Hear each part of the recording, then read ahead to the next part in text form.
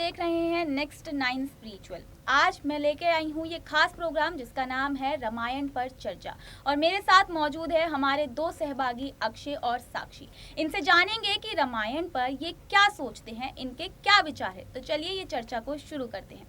तो सबसे पहले मैं ये पूछना चाहूंगी कि अक्षय, जैसे कि कहा जाता है कि पूरे दिन में एक बार सरस्वती माता हम सभी के जीवा पर बैठती हैं, और जो भी हम कहते हैं पूरे दिन में एक घटना सत्य जरूर सिद्ध होती है।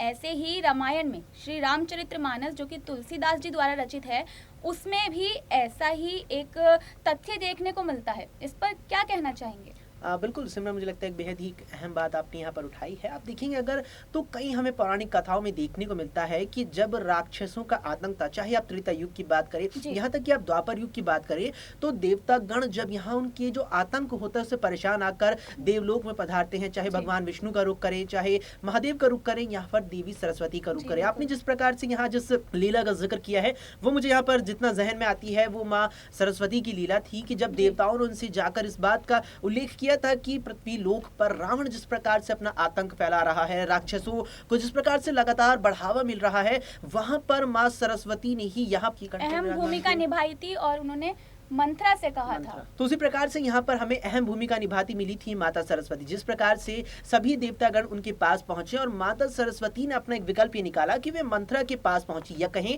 कि मंत्रा के कंठ पर वे विराजमान हो गई, और मंत्रा ने ही फिर उन माता कैकेयी से ये बात कही थी कि आप राम को वनवास भेज दीजिए, तभी आपके बेटे भरत जो है अयोध्या का राजपाट संभाल पाएंगे। और वही फिर हमें देखने को मिला था उस लीला में कि जब कैकेयी ने राजा दशरथ के सामने अपने प्रेम का कहीं ना कहीं एक प्रकार से अगर हम कहें तो शायद गलत नहीं होगा, वो बिछाते हुए ये बात रखी कि आप अब बड़े बेटे राम को वनवास भेज दीजिए, और जिससे जो भरत है वो राजपाट संभाल पाए। और फिर यही था कि राजा दशरथ के कहने पर भगवान राम वनवास गए, और फिर वहां से जिस प्रकार से सभी लीला है वो तो पूरी यहाँ पर मुझे लगता है दुनिया जानती है। और फिर आखिर में जाकर जिस प्रकार से भगवान विष्णु ने श्री राम के रूप में धरती पर अवतरित होकर वनवास 14 वर्षों का लगभग काट करके रावण का वध किया था, तो ये पूरी इस प्रकार की लीला मुझे याद आती है। जी बिल्कुल सही कहा आपने। रामायण के श्री रामचरितमानस के शुरुआत में ही आपको ये देखने को मिल जाएगा कि उसमें वर्णन किया गया है कि माता सरस्वती को किस प्रकार सभी देवताओं ने अपनी बात मनवाने के लिए राजी किया था।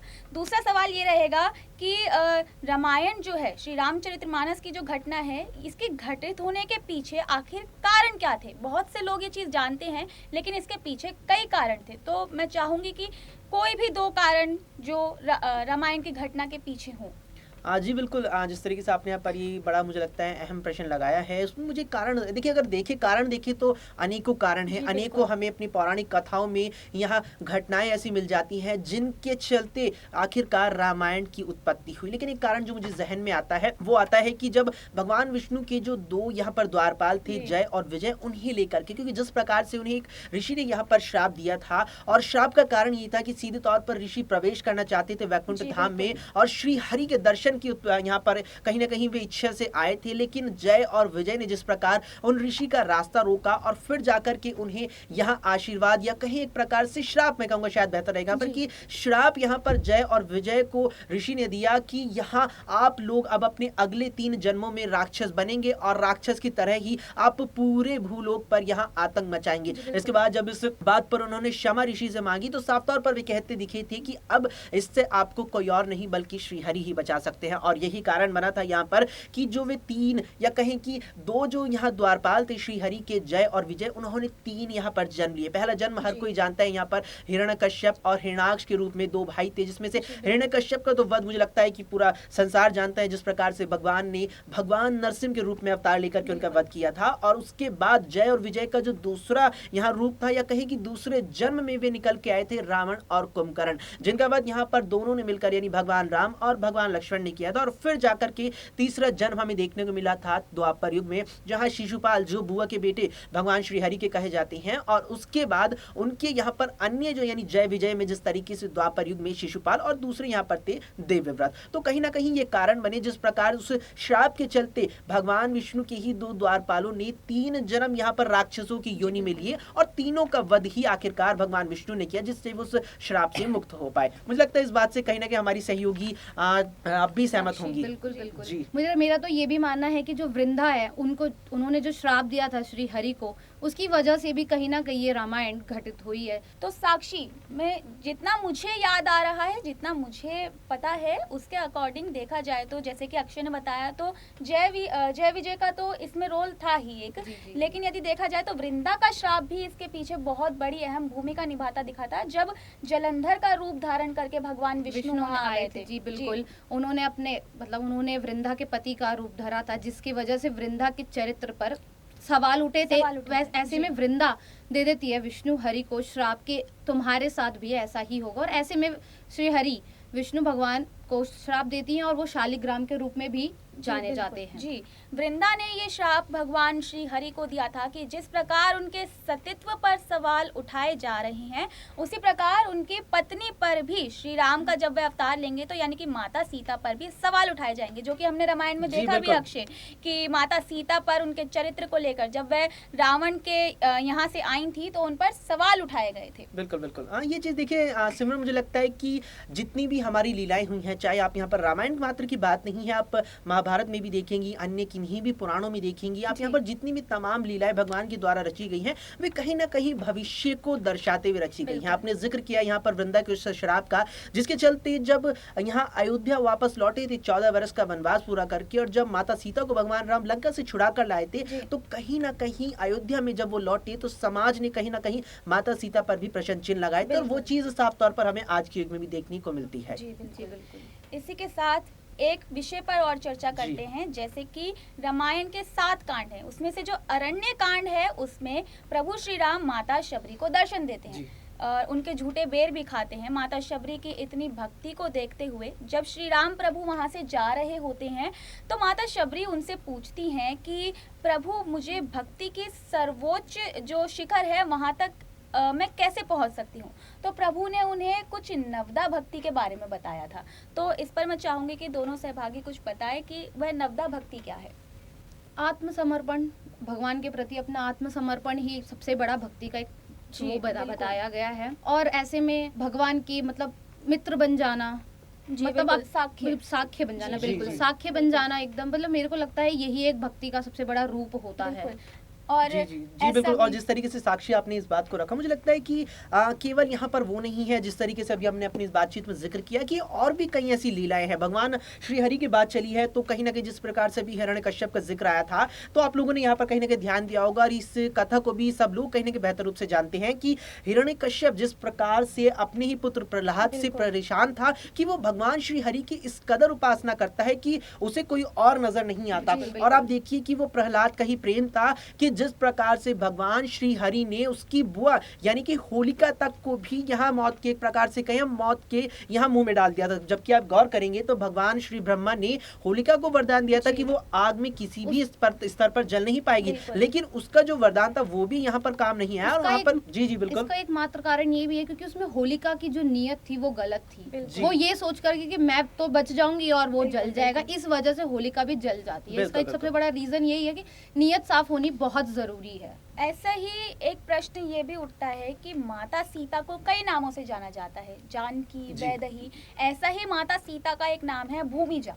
तो इसके पीछे, भूमिजा कहलाने के पीछे का उनका कारण बहुत सी हमारी जनता को नहीं पता है कि उन्हें भूमिजा कहा जाता है, लेकिन आपको बता दें कि माता सीता को भूमिजा क्यों कहा जाता है, अपने सहभागी से जानेंगे। जी सिमरन, बिल्कुल ये बिल्कुल कई प्राय हम यहाँ पर कहते हैं। माता जानकी भी कहा जाता है, वैदेही भी कहा जाता है, और माता सीता के नाम से तो जग जानता है। अब यहाँ पर जो भूमिजा कहा जाता है, इसको लेकर एक बात भी कही जाती है कि धरती माता के समान यहाँ तो एक प्रकार से सम्मान दिया जाता है माता सीता को। उसका कारण ये है कि जो पिता थे माता सीता के, यानी कि जो राजा जनक थे, जो जनकपुर के नरेश थे, उनको माता सीता की उत्पत्ति धरती से हुई थी और इसीलिए उन्हें यहाँ पर भूमिजा कहा जाता है। यानी कि जो पिता थे महाराजा जनक थे, उन्हें माता सीता जो है वो धरती से प्राप्त हुई थी, भूमि से प्राप्त हुई थी, इसीलिए उन्हें यहाँ पर संसार लोक में भूमिजा के नाम से भी जाना जाता है। और ऐसा भी देखा जाता है कि माता सीता का जन्म भी धरती से ही हुआ था और अंत समय में समा भी धरती में ही गई थी। इसी वजह से तो अंत के समय में वो ये बोलती हुई नजर आती है कि मैं अपनी ही माँ की गोद में जा रही हूँ। बिल्कुल।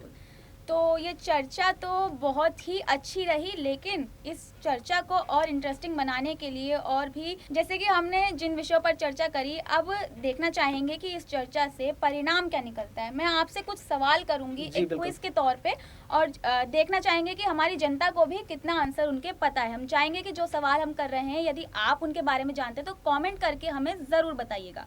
तो पहला सवाल मेरा ये रहेगा कि माता सीता के स्वयंवर के वक्त उनके पिता जनक जी ने ये शर्त रखी थी कि जो भी शिव जी के धनुष को उठा लेगा उसी से माता सीता का विवाह किया जाएगा। तो इस शर्त के पीछे कारण क्या था आखिर? देखिए, कहीं ना कहीं ये योग्यता का कारण मुझे लगता है नजर आता है, क्योंकि भगवान राम ने जब धनुष उठाया उससे पहले जिस प्रकार से महाराजा जनक ने कहीं ना कहीं ये शर्त रखी कि जो भी महादेव के इस विष्णु भगवान शिव के इस धनुष को जो उठा पाएगा उसी से मैं अपनी पुत्री जानकी का, उसी से मैं अपनी पुत्री सीता का विवाह करूंगा। और भगवान विष्णु का जो यहाँ अवतार लेकर श्री राम अवतरित हुए, तो उससे पहले यानी कि महाराज जनक कहीं ना कहीं इस बात से अवगत थे कि जो श्री हरि से पहले यहाँ पर भगवान शिव का जो धनुष है, कोई भी साधारण मनुष्य, कोई भी अयोग्य व्यक्ति इसको उठा नहीं सकता। और जब उस सभा में, जब उस स्वयंवर में यहाँ पर भगवान राम का आगमन हुआ, उसके पश्चात जिस प्रकार से उन्होंने आसानी से यहाँ पर धनुष को न केवल उठाया बल्कि धनुष की जो मंजूषा है उसे चढ़ाते हुए जिस प्रकार से धनुष टूट गया था, वो सीधे तौर पर ये दिख गया था। और भगवान राम के इस कृत्य से कहीं ना कहीं महाराज जनक भी अवगत हो गए थे कि हाँ, यही मेरी बेटी, यही मेरी पुत्री सीता के लिए एक योग्य वर यहाँ पर सिद्ध हो चुके हैं। और इसके पीछे का कारण मेरे को जो लगता है, जो मैंने सुना है, वो ये है कि माता सीता ने अपनी छोटी ही आयु में उस धनुष को उठा लिया था। जिस धनुष को बड़े बड़े पुरुष, बड़े बड़े आदमी नहीं उठा सकते थे, उसे सीता माता ने अपनी छोटी सी आयु में ही उठा लिया था। जिसके चलते महाराज जनक ने ये फैसला लिया था, जब मेरी छोटी सी पुत्री ने ही उसको उठा लिया तो मैं ऐसा वर उसके लिए चाहूंगा जो उस धनुष को उठाए और ना ही तोड़ दे। बिल्कुल बिल्कुल सही कहा आपने। इसी के साथ दूसरा सवाल ये रहेगा कि रावण को एक श्राप मिला था कि उसका सर्वनाश, उसके कुल का विनाश बंदरों के द्वारा ही किया जाएगा। तो ये श्राप रावण को किसने दिया था? बिल्कुल, मुझे लगता है कि हमारी सहयोगी साक्षी से पहले मैं इसका जवाब देना चाहूंगा। देखिए, महादेव का परम भक्त, आप जब कभी भी महादेव के बारे में जानेंगे तो एक चीज एक सामान्य तौर पर जानने को मिलेगी कि भगवान शिव के सबसे परम भक्त की जब बात आती है तो रावण का ही नाम आता है। संपूर्ण रामायण में हमने जाना है कि रावण ने सदैव अपने जीवन भर महादेव की उपासना की है। और जब अंतिम युद्ध, अंतिम रण के लिए रावण निकले थे श्री हरि से, वहां भी उन्होंने पहले यहाँ भगवान शिव की उपासना की थी। और कथा ये बताती है कि भगवान शिव के दर्शन के लिए कैलाश पर्वत की ओर बढ़े रावण, और वहां उन्हें नंदी जी से भेंट हुई। नंदी जी का मजाक, एक प्रकार से उपहास यहाँ पर बनाया था रावण ने, और उनको बंदर तक से उनकी तुलना कर डाली थी, जिस पर क्रोधित होकर नंदी महाराज ने ही रावण को श्राप दिया था कि तुम्हारा वध भी एक वानर ही करेगा, वानर ही तुम्हारे वध और तुम्हारे सर्वनाश का सबसे बड़ा कारण बनेंगे। और यही कारण था यहाँ पर कि भगवान श्री हनुमान ने यहाँ वानर रूप में जन्म लिया, और वानरों की वो सेना थी जिसने लंका पर कूच की। बिल्कुल, यानी कि ये सभी चीजें, सभी श्राप एक दूसरे से कोरिलेट करते थे, तभी ये लीलाएं प्रभु ने सारी रची। अंतिम और तीसरा सवाल ये रहेगा कि भगवान राम ने अपने कौन से भाई को मृत्यु दंड सुनाया था? लक्ष्मण जी बिल्कुल बिल्कुल। कथा अगर मैं इसकी जिक्र करूं यहाँ पर तो जहन में ये आती है कि ऋषि दुर्वासा, या कहीं थोड़ा उससे अगर हम पहले चले तमाम दर्शकों के सामने, तो यहाँ जब शिविर एक लगा हुआ था भगवान श्री हरि, कहें भगवान श्री राम का, उस दौरान यमराज उनसे भेंट करने आए। और भेंट के दौरान यमराज ने श्री हरि या श्री भगवान श्री राम के सामने एक प्रकार से ये शर्त रख डाली कि आपकी और मेरे बीच जो वार्ता चलेगी उस वार्ता में तीसरे किसी का हस्तक्षेप ना हो, इसीलिए आप अपने द्वारपालों को निर्देश दे दें कि कोई भी हमारी इस वार्ता के दौरान अंदर शिविर में ना पधारे। और इसी के आधार पर भगवान श्री राम ने अपने छोटे भाई लक्ष्मण को आदेश दिया कि आप द्वारपाल बनिए और किसी को अंदर मत आने देना। लेकिन अब आप अचंबा देखिए, यहाँ पर ये नियति का एक ऐसा यहाँ कुछ रचाई गई लीला थी, श्री हरि की लीला थी कि जो यहाँ पधारने वाले व्यक्ति थे वे थे ऋषि दुर्वासा, जो अपने क्रोध के लिए सबसे ज्यादा जाने जाते थे। और ऋषि दुर्वासा ने भगवान श्री राम से मिलने की इच्छा व्यक्त की। ऐसे में लक्ष्मण जी दुविधा में फंस गए कि अब मैं यहाँ पर क्या ऋषि दुर्वासा को अंदर भेजूं, क्योंकि ऋषि दुर्वासा कह डाले थे कि अगर लक्ष्मण आपने मुझे यहाँ पर अंदर नहीं भेजा तो मैं पूरी अयोध्या नगरी को श्राप दे दूंगा। और यही कारण था मुझे लगता है कि जो कहीं ना कहीं यहाँ जिस प्रकार से अंदर जाने से उन्होंने पहले ऋषि दुर्वासा को रोका कि अगर मैं ऋषि दुर्वासा को अंदर जाने दूंगा तो मृत्यु दंड यहाँ पर उन्हें मिल जाएगा भगवान श्री राम की तरफ से। इससे बेहतर होगा कि मैं अंदर चला जाऊं और अपनी अयोध्या को भी बचा लूं और ऋषि दुर्वासा को भी बचा लूं, जिससे जो मृत्यु दंड है, जो वचन यमराज जी को भगवान श्री राम यानी मेरे बड़े भाई भगवान श्री राम ने दिया था, वो जो यहाँ श्राप है उस वचन के मुताबिक वो मुझे दे दे और मृत्यु के लिए मैं आगे हो जाऊं। बिल्कुल, माना जाता है कि ये भी प्रभु की लीला थी, क्योंकि ऐसा देखा गया है कि जो लक्ष्मण जी थे वो शेषनाग के जी, अवतार शेषनाग थे। के तो अवतार किसी थे। ना किसी तरह जब रामायण का समापन होने वाला जी। था तो उन्हें अपने धाम वापस वापस जाना तो था। जाना ही था। इसीलिए ये लीला रची गई थी कि किसी प्रकार से किसी भी लीला के तौर पर उन्होंने ये मृत्यु दंड उन्हें सुनाया था, ताकि वह देखा गया कि वह नदी में चले गए थे बिल्कुल, और बिल्कुल। अपने शेषनाग अवतार में वापस आकर श्री हरि के वैकुंठ धाम वापस चले गए थे। यानी कि ये सभी चीजें एक दूसरे से जुड़ी हुई जुड़ी थी। हुई है, बिल्कुल। तो आज की चर्चा में इतना ही। हम मिलेंगे आपसे अगले वीडियो में अगले विषय के साथ। तब तक के लिए आप हमें कमेंट करके जरूर बताइएगा कि आपको कितने सवालों के जवाब पता थे और आपको ये चर्चा कैसी लगी। फिलहाल के लिए इतना ही। ऐसी ही जानकारियों के लिए देखते रहिए नेक्स्ट 9 स्पिरिचुअल। तब तक के लिए धन्यवाद।